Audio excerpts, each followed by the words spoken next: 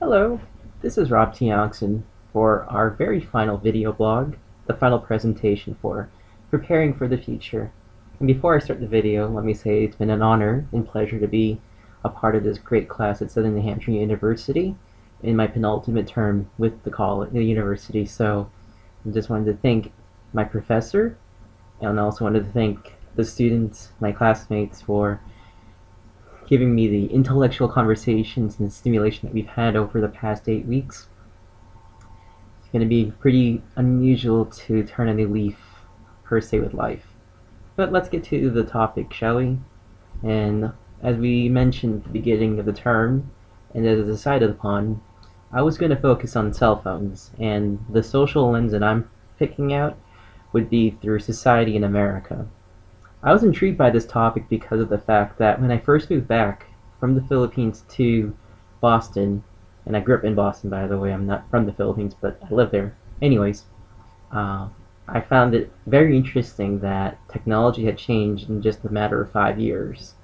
I used to have a flip-top phone, which I thought was pretty cool. Some of us had those little Nokias with that annoying little ringtone, and you just had to punch buttons, like mash them on the little keypads. Well, little did I know that when I came back to the States, I had a cell phone that was so antiquated by the standards of society in the technological world. Cell phones started to look like this. I started to show this phone a lot, by the way. And I found it very interesting that we've adapted technology that's been around for almost 40 years, and it went from something as big as an actual landline phone to something so compact it looks like Star Trek. And in some ways I pretend I'm in Star Trek because of it. So to kind of go over the cell phone's purpose, or shall I say the social lens of American society with the cell phone, let's start off with the technology and the function it serves with society.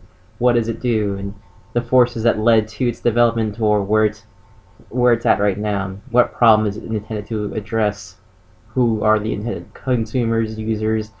What are likely the benefits from using it, and where it stands in terms of adoption? So, cell phones are basically a way or a bridge to put the gap between two distances to be a lot closer, as I understand it.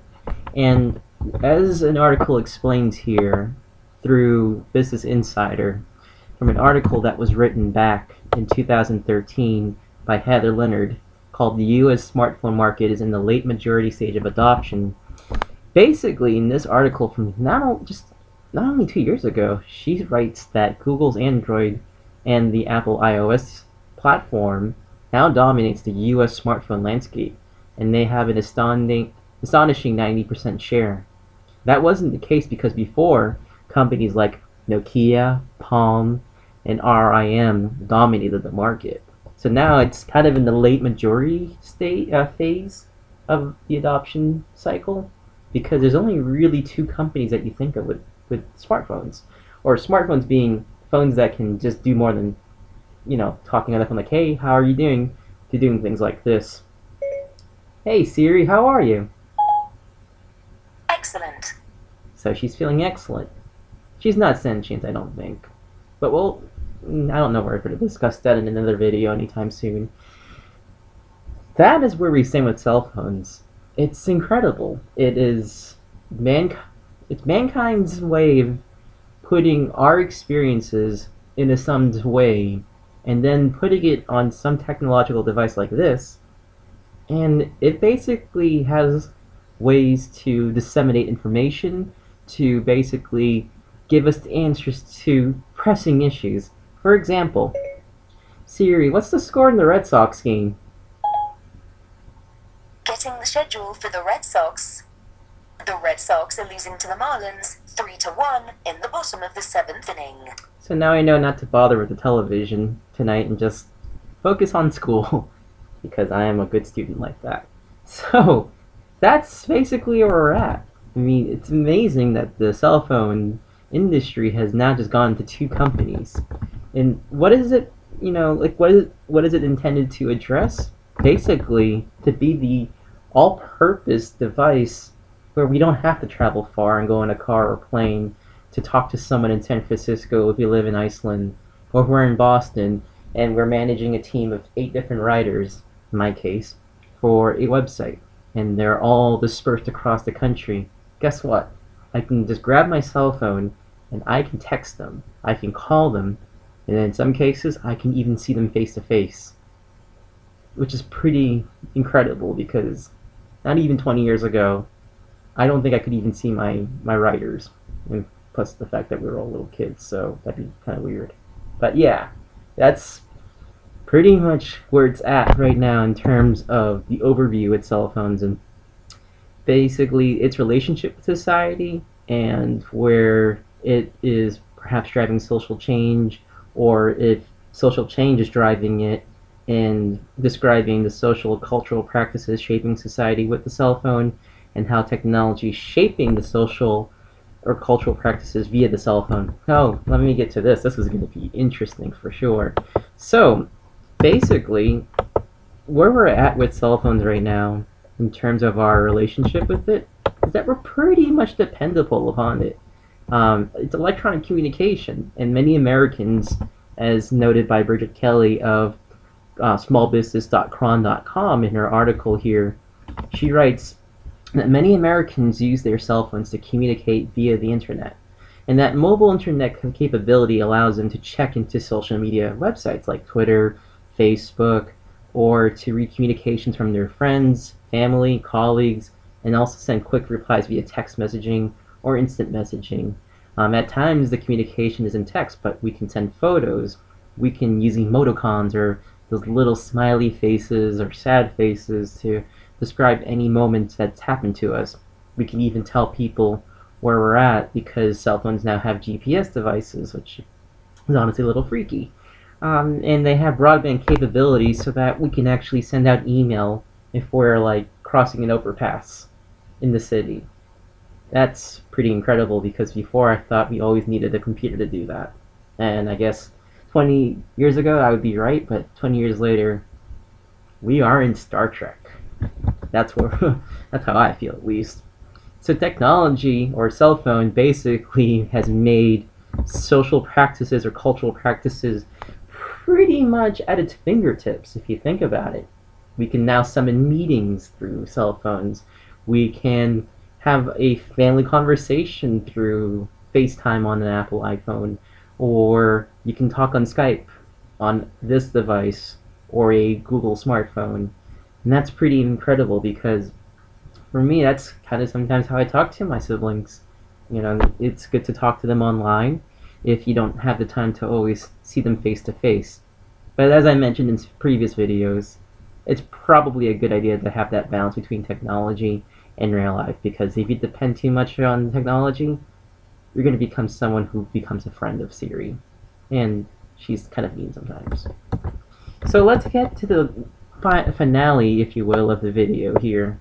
And let's talk about how I basically went through the lens of American society and the relationship between that and cell phones.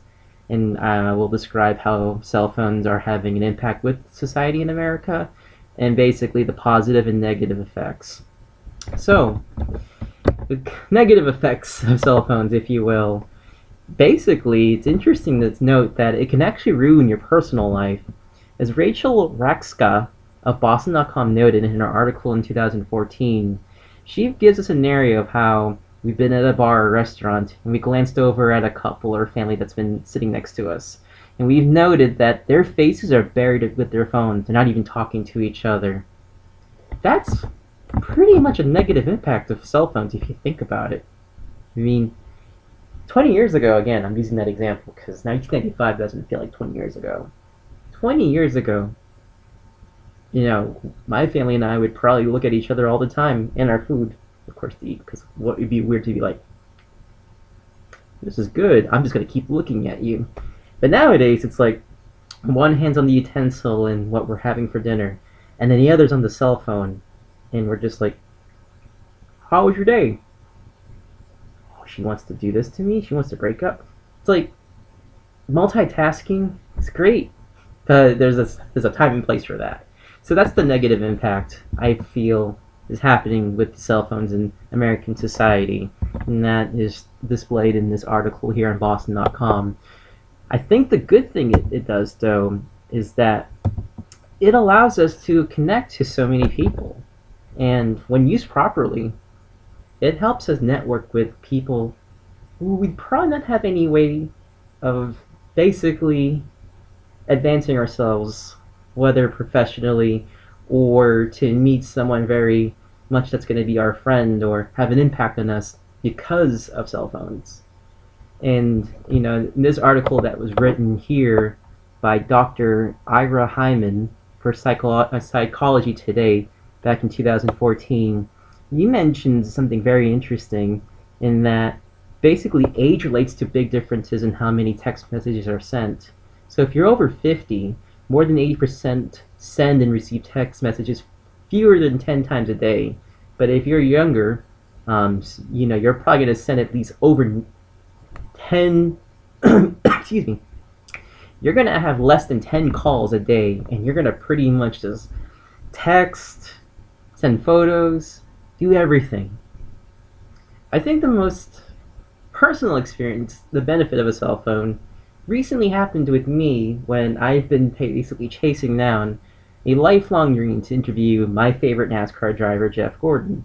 Now, I run a website called thepodiumfinish.com, currently under maintenance, but basically, I've been chasing down this interview for 8 years. And essentially, every day when I'm at work, when I have some spare time, I go on my cell phone, I check my email, and I just see if I have gotten that interview or not. Well, recently, I was on my cell phone during a lunch break, and I texted the PR person for Jeff Gordon.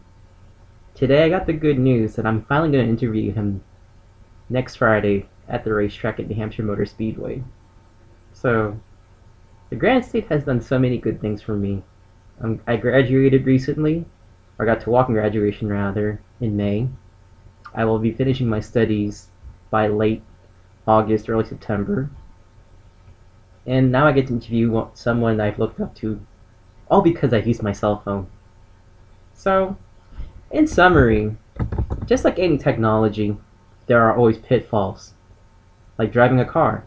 If you don't know how to use it properly, you can end up crashing, or worse yet, getting injured or losing your life in a car. With the cell phone, we have to be mindful of the fact that we only have so many hours in a day where we're actually awake. So, while we're doing that, while it's great to have the cell phone and have good moments like I did recently, not a bad idea to talk to your parents, talk to your siblings, friends, face to face, like this, except without a camera. So, it's been a pleasure to be your student, and I am so glad that I got to discuss about how cell phones impacted American society. Thank you for tuning in. I realize this is over the minutes, but I want to make this one count. So, thank you very much, and have a great summer ahead.